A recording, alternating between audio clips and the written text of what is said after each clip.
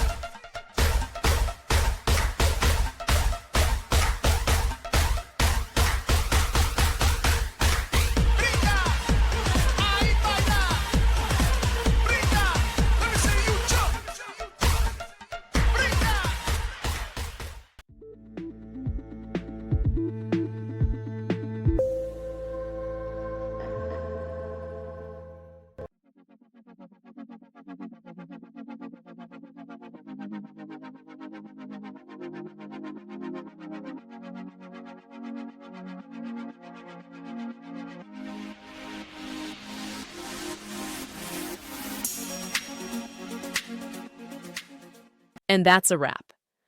I hope you found the answer you were looking for. If you did, take a second to hit that subscribe button. It really helps out. And let me know in the comments which solution worked best for you. See you next time in the Debug Zone.